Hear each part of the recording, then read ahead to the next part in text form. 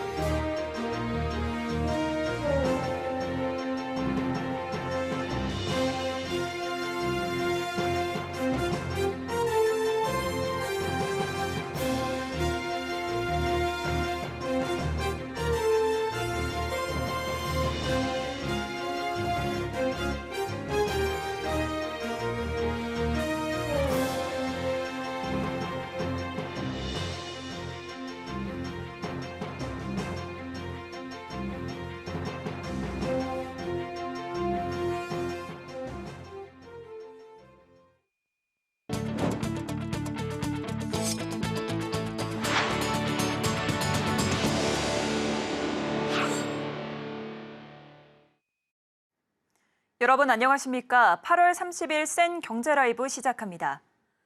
정부가 오는 2032년까지 매년 39만 3,500가구의 신규 주택이 필요할 것으로 보고 재개발, 재건축 규제를 풀어 사업을 활성화하기로 했습니다. 또 청년과 신혼부부, 고령자 등을 대상으로 하는 맞춤형 주거 지원도 추진하기로 했는데요. 정부가 이 같은 내용을 담은 3차 장기 주거 종합계획을 확정했습니다. 이지영 기자입니다. 정부가 도심에 주택 수요가 몰리는 것을 감안해 재개발, 재건축 사업을 규제가 아닌 지원을 통해 활성화해주기로 했습니다. 안전진단, 노후도, 구역지정, 동의요건 등 사업의 걸림돌로 꼽히는 기준을 완화해 보다 많은 주거지가 정비구역으로 지정될 수 있도록 하겠다는 겁니다. 정부는 오는 2032년까지 매년 39만 3,500가구의 신규 주택이 필요할 것으로 봤습니다. 1기 신도시의 경우 올해 기본계획 수립을 완료한 뒤 2027년 선도지구 착공을 거쳐 2030년 첫 입주를 할 수 있도록 한다는 목표입니다. 일반 정비사업이 불가능한 소형 부지는 소규모 정비사업으로 추진할 수 있도록 진입장벽 완화, 사업성 개선 등을 지원하기로 했습니다. 이외에도 노후 저층 주거 지역을 개선하기 위해 뉴빌리지를 활성화하고 철도 지하화 등을 통해 우량주택 공급과 신규 택지 발굴에 나선다는 계획입니다. 정부는 이번 계획을 통해 주택 보급률을 2022년 기준 102.1%에서 2032년 106%로 확대한다는 방침, 취약계층과 무주택 서민, 임차인 등에 대한 주거복지 강화도 추진합니다. 2032년까지 장기 공공임대주택 규모를 현재 180만 8천 가구에서 265만 가구로 늘린다는 계획입니다.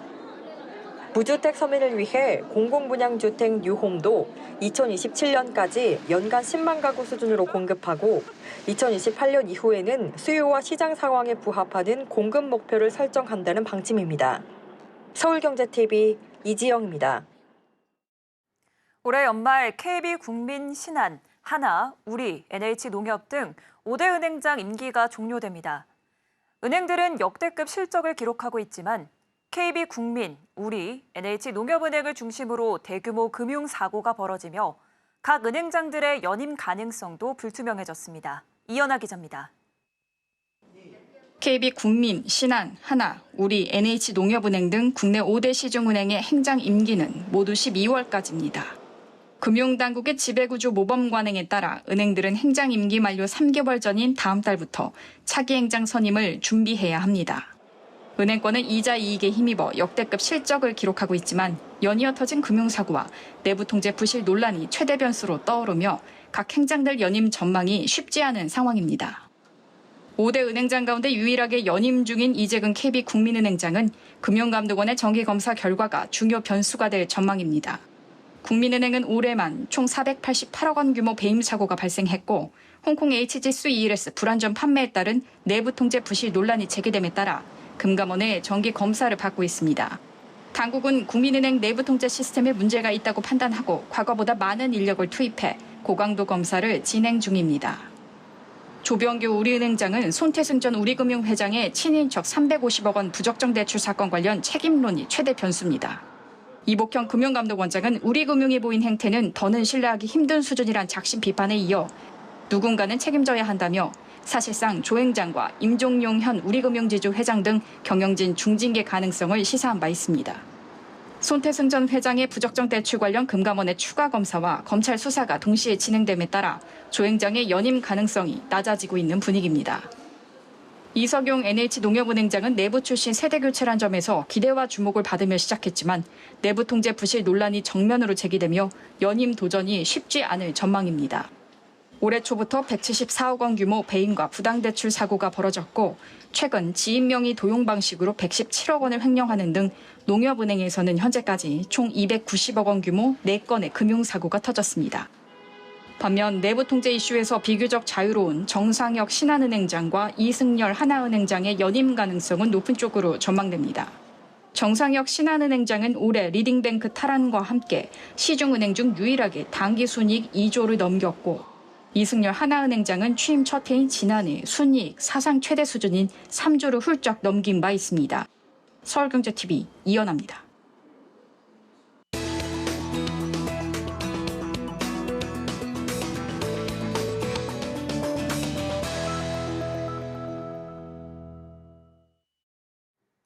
두산바켓과 두산로보틱스가 어제 주주와 시장 지지를 충분히 얻지 못했다며 합병 철회를 선언했습니다. 지난 7월 11일 사업구조 개편을 발표한 지 49일 만입니다. 두산그룹이 추진하려던 사업구조 재편이 차질을 빚을 것으로 관측되는데요. 앞으로의 계획은 뭔지 산업일보 김효진 기자와 알아보겠습니다. 안녕하세요. 안녕하세요. 우선 두산바켓과 두산로보틱스가 합병을 철회한 배경이 뭘까요? 네, 주주들의 극심한 반대와 금융감독원의 정정 요구 때문입니다. 두산그룹의 알짜 기업인 두산밥켓과 적자를 내고 있는 두산로보틱스를 합병해 지배주주인 두산그룹의 배만 불린다는 지적인데요. 두산그룹은 포괄적 주식 교환 방식을 통해 합병을 진행하려 했었습니다. 본래 내놓은 합병 비율에 따르면 두산밥켓이 1, 두산로보틱스가 약 0.63으로 두산밥켓 한 주당 두산로보틱스 0.63주의 주식을 받기로 되어 있었습니다. 합병 비율이 실적으로 본 기업 가치와는 정반대로 두산로보틱스에 유리하게 선정돼 주주들의 반대가 컸습니다. 두산밥켓은 영업이익 1조 원대 알짜 기업이고 두산로보틱스는 영업 손실 200억 원을 내는 상태입니다. 금융감독원은 두산그룹이 사업 구조 재편을 발표한 2주 뒤 두산그룹의 증권 신고서 정정을 요구했고 두산이 정정 신고서를 제출한 이틀 뒤 이복현 금융감독원장이 횟수에 제한 없이 정정을 요구할 것이다라고 압박하기도 했습니다. 두산은 이후 반기보고서에 따른 정정 신고서를 제출했는데 열흘 뒤 금융감독원은 또다시 정정을 요청했습니다. 두 번째 정정 요청을 받은 사흘 뒤인 어제 사업구조 재편 발표 49일 만이죠. 두산그룹은 두산밥켓과 두산로보틱스의 포괄적 주식 교환 방식 합병 계획안을 철회했습니다. 양사는 어제 긴급 이사회 이후 대표이사 명의 주주 서한을 통해 사업구조 개편 방안이 긍정적이라도 주주들과 시장의 충분한 지지를 얻지 못하면 추진되기 어렵다며 철회 이유를 밝혔습니다. 네, 두산그룹이 당초 합병을 통해 얻고자 한 사업구조 개편 효과는 뭘까요? 네, 사업 시너지 극대화와 주주 가치 제고가 목표였습니다. 이를 위해 사업 구조를 3대 부문으로 재편하기로 한 건데요. 지난 7월 11일 두산그룹은 핵심 사업을 클린에너지, 스마트머신, 반도체 및 첨단 소재로 정하고 계열사 위치를 사업 성격에 맞게 조절하겠다고 밝혔습니다. 중간지주 역할을 해온 두산에너빌리티는 SMR과 원자력 등에 보다 집중하고요. 이 자회사 두산 밥켓의 부채 약 7천억 원을 떼어낼 수 있어 재무구조 개선을 통해 SMR 사업에 박차를 가한다는 계획이었습니다. 네, 이번 합병한 철회 이후 계획은 뭘까요? 네, 두산 밥켓과 두산 로보틱스는 분할 합병을 진행하기로 했습니다. 두산 밥켓의 지분 46%를 들고 있는 두산 에너빌리티의 신설 법인이 두산 로보틱스와 합병하는 겁니다. 원래 합병안에서 포괄적 주식 교환만 빠지는 건데요. 두산 밥켓이 두산 로보틱스의 100% 자회사는 아니지만 자회사가 되는 겁니다. 형태만 달라질 뿐 두산 밥켓이 두산 로보틱스로 넘어가는 건 마찬가지라서 주주들의 반발이 여전할 것으로 관측됩니다. 한편 박상현 두산 에너빌리티 대표이사가 발송한 주주 서한에 따르면 두산 에너빌리티의 자금 확보를 위해선 사업구조 개편이 필요한 상황입니다. 박 대표는 원자력 발전이 세계적인 호황을 맞아 전례 없는 사업 기회를 두고 있다며 밥켓의 차입금을 덜어내고 비영업용 자산을 처분해 총 1조 원 수준의 신규 투자 여력을 확보해 이를 생산설비 증설에 투입하겠다고 밝혔습니다. 이어 밥켓 분할 시 배당 수익 감소에 대한 주주들의 불만에 대해 잘 알고 있다며 이 사업구조 개편을 통해 확보하는 재원 1조 원을 투자하면 배당 수익률보다 훨씬 높은 투자 수익률이 날 것이라고 강조했습니다. 두산그룹은 이와 관련해 금융감독원에 조만간 정정 신고서를 제출하겠다고 밝혔습니다. 지금까지 김효진 기자였습니다. 오늘 말씀 감사합니다. 감사합니다.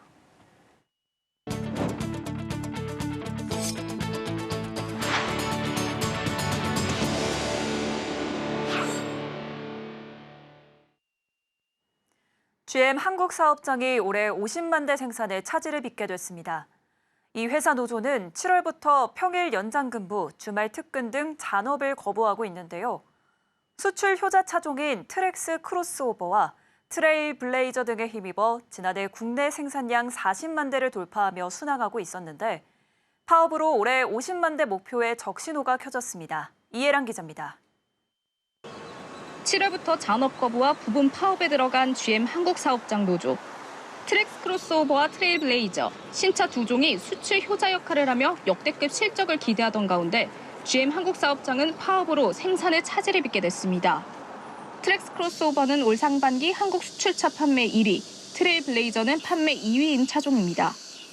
한국 자동차 모빌리티 산업협회에 따르면 지난 7월 GM의 생산량은 전년 대비 52.6% 급감한 19,885대에 그쳤습니다. 지난달 판매량은 내수 2,199대, 수출 23,365대를 기록하며 전년 동월 대비 각각 46.9%, 44.3% 줄었습니다. 업계에선 파업으로 인한 생산 차질을 약 3만 대 규모로 추산하고 있습니다. 노사는 오늘 23차 교섭을 벌여 기본급 10만 1,000원 인상, 일시 성과급 1,550만 원 지급 등의 내용이 담긴 임단협에 잠정 합의했습니다. 부평 창원 공장에서 생산 중인 차종의 제품 업그레이드를 진행하고 양산 목표 시점은 2027년 1분기로 정한다는 내용도 유지됐습니다. GM 한국 사업장 노조는 다음 달 3, 4일 잠정 합의안에 대한 조합원들의 찬반 의견을 묻는 투표를 진행할 계획. 찬반 투표에서 투표인 과반이 협상안에 참석하면 임금 협상은 최종 타결됩니다. 업계에선 GM 한국 사업장의 제도약과 협력업체의 경영부담 해소를 위해 노조의 대승적 결단을 촉구하고 있습니다. 서울경제TV 이혜란입니다. 금융당국이 가계대출 증가세를 잡기 위해 1금융권 주담대를 중심으로 본격적인 대출 축소에 나섰는데요. 당국의 압박으로 시중은행의 대출 금리가 잇따라 오르면서 보험사의 주담대 금리가 더 낮아지는 금리 역전 현상까지 벌어졌습니다. 보험사의 주담대 금리가 유리해지자 풍선 효과를 우려한 일부 보험사는 서둘러 금리 조절에 들어갔습니다. 김도하 기자의 보도입니다. 일부 보험사가 은행권에서 막힌 대출 수요의 쏠림 현상을 막기 위해 선제적으로 금리 인상을 단행했습니다. 은행보다 주택담보대출 금리가 낮아지면서 보험사 등 이금융 대출 확대로 번질 것이라는 우려가 커지고 있기 때문입니다. 5대 시중은행의 지난 28일 기준 고정형 주담대 금리는 연 3.65%에서 6.05% 수준입니다. 일부 보험사의 주담대와 비교하면 시중은행의 상하단 금리가 모두 높은 것으로 나타났습니다. 이에 따라 삼성화재는 최근 주담대 최저금리를 3.19%에서 3.68%로 0.49%포인트 올렸습니다. 삼성생명은 종전에 3.49%였던 주담대 최저금리가 3.54%로 조정되며 0.05%포인트 높였습니다. 다른 보험사들도 시장 상황을 지켜보며 금리 인상 카드를 만지작거리지만 최근 당국이 은행들의 이자 장사라며 압박하고 나서자 선뜻 움직이지 못하는 모양새입니다. 하지만 은행권이 본격적으로 대출 만기와 한도 제한 조치에 들어간 만큼 보험사의 대출 금리가 움직이지 않을 경우 쏠림 현상은 심화할 전망입니다. 심지어 보험사는 금리 경쟁력과 함께 총부채 원리금 상환 비율이 시중은행보다 10% 여유가 있어 대출 수요가 옮겨갈 가능성이 높습니다. 금융당국은 금리 인상으로 대출을 조절하는 시도에 대해 보험사에도 같은 잣대를 적용할 것이라며 대출 심사 과정을 통해 투기적 대출 수요를 걸러내야 한다는 입장입니다. 일단은 풍선 효과가 발생하지 않도록 하고 금리를 올리고 그런 거는 감독당국 입장에서 원장님도 말씀하셨다시피 이거는 잘못된 방향이라고 생각을 하고 있는 거고요. 투기 목적 대출이나 이런 것들이 발생하지 않도록 보험회사가 심사나 이런 부분에서 신경을 쓰되 실수자 피해는 발생하지 않도록 각별히 좀 신경 써 달라. 서울경제TV 김도아입니다. 2027년부터 우리나라에서 출발하는 모든 국제선 항공기에 지속가능 항공유를 전체 연료의 1% 내외로 혼합 급유해야 합니다. 산업통상자원부와 국토교통부는 오늘 인천공항에서 이 같은 내용을 담은 지속가능 항공유 확산 전략을 발표했습니다. 국토부는 SAF 사용이 항공 운임에 미치는 영향을 최소화하기 위해 국제항공 운수권 배분 방식을 개선하고 공항시설 사용료 인하, 항공탄소 마일리지 제도 등을 도입할 예정입니다. 국내에서 지속가능 항공유 생산이 확대될 수 있도록 R&D와 시설 투자도 지원합니다. 전담 태스크포스를 구성해 인허가를 집중 지원하고 규제 완화를 통해 SAF 원료의 범위를 확대해 나간다는 계획입니다. 서울시가 주최하고 서울디자인재단이 주관하는 빛축제 서울라이트 DDP 2024 가을이 개막했습니다. 서울라이트 DDP는 222m에 이르는 DDP 전면 외벽에 초대형 미디어 파사드를 선보이는 빛축제입니다. 올해는 DDP 10주년과 추상 미술의 거장 수아 김한기 작가의 사후 50주기를 기념하는 특별 행사로 퓨처로그, 빛으로 기록하는 미래를 주제로 다음 달 8일까지 진행됩니다. 개막작으로는 김한기의 작품을 초대형 미디어 아트로 탈바꿈한 시의 시가 오릅니다. 국내 대중음악 프로듀서 윤상과 미디어 아티스트 박재석이 각각 음악과 영상 연출을 맡아 초대형 미디어 아트로 재해석했습니다. 서울라이트 DDP의 모든 작품은 현장 곳곳에 비치된 QR코드를 통해 오디오 가이드로 청취할 수 있습니다. 또 같은 기간 디자인 축제 DDP 디자인앤 아트도 열려 DDP 곳곳이 세계적인 아티스트들의 작품으로 꾸며질 예정입니다. 금융감독원 직원이 일반 고객으로 가장해 증권사 창구를 찾아 상품 판매 실태를 점검하고 소비자 권익 침해와 법규 위반 사항을 집중 점검하는 미스터리 쇼핑을 벌이고 있는데요. 실효성이 떨어진다는 뒷말이 무성합니다. 보도에 김보연 기자입니다. 금융사들의 판매 관행을 개선하고 투자자를 보호하기 위해 실시하는 미스터리 쇼핑, 암행 감찰 제도라고도 불립니다. 일반 고객으로 가장한 금감원 관계자가 증권사 영업점을 찾아가 금융상품을 구매하면서 판매 절차나 과정이 적절한지 등 불완전 판매 여부를 조사하는 것입니다. 펀드, 파생결합증권, 장외 파생상품 등 복잡하고 이해하기 어려운 상품이 많은 증권업계 특성상 불완전 판매가 많을 수밖에 없어서입니다. 다만 금융당국이 평가 결과를 전체 공개하지 않을 뿐더러 별다른 사후 제재도 없어서 형식적인 제도라는 비판이 거셉니다. 실제 금감원은 지난 2년간 무려 1,500회의 미스터리 쇼핑을 실행했으나 홍콩 ELS 등 여러 상품의 불완전 판매를 잡아내지 못했습니다. 내부 통제 관련 금융사고도 여전히 끊이지 않고 있습니다. 미스터리 쇼핑을 받은 증권사 한 관계자는 누가 봐도 미스터리 쇼핑 왔는지 아는 상황이기 때문에 우리 입장에선 시간을 들여 AI처럼 투자 설명서를 읽어준다며 쌍방 시간이 아까울 정도로 의미 없고 실효성 없는 아이쇼핑 제도라고 비판했습니다. 한철 악몽일 뿐입니다. 금융당국의 미스터리 쇼핑. 고객 보호라는 명분을 갖고 있지만 실효성 없는 검사를 해놓고 예산 낭비를 했다는 지적에 그치고 있습니다. 서울경제TV 김보연입니다.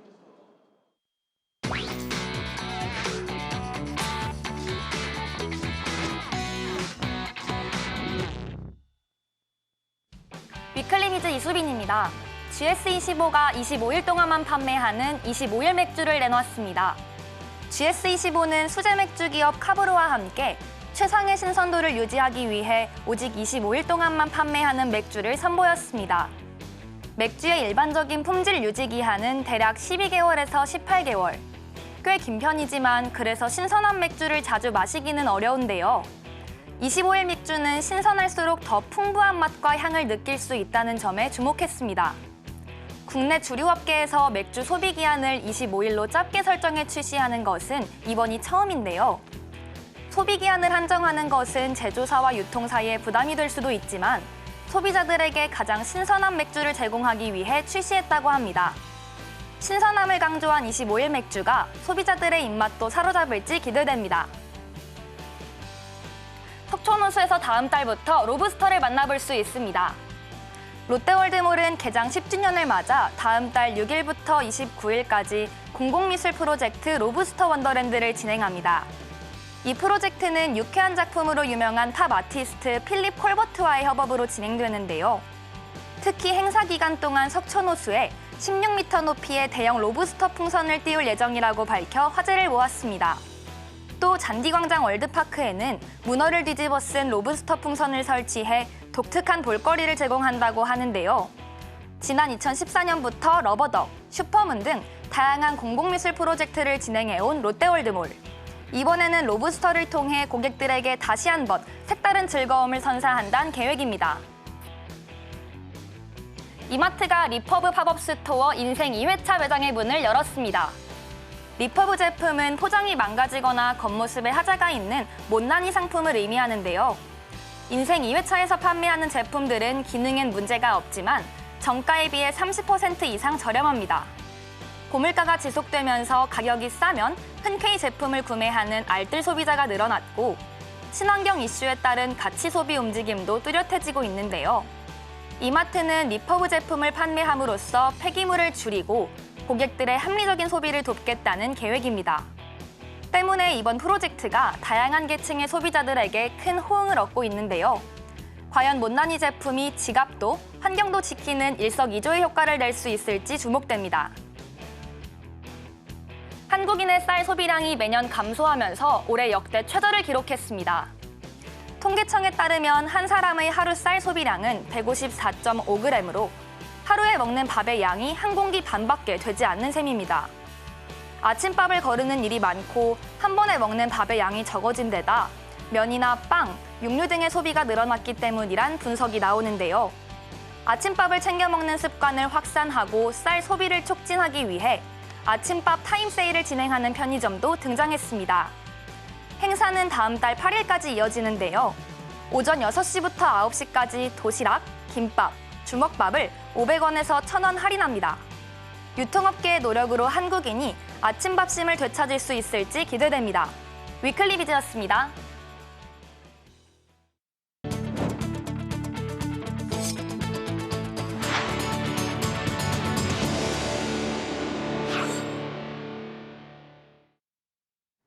센 경제 라이브, 저희가 준비한 소식은 여기까지입니다. 함께해 주신 여러분 고맙습니다.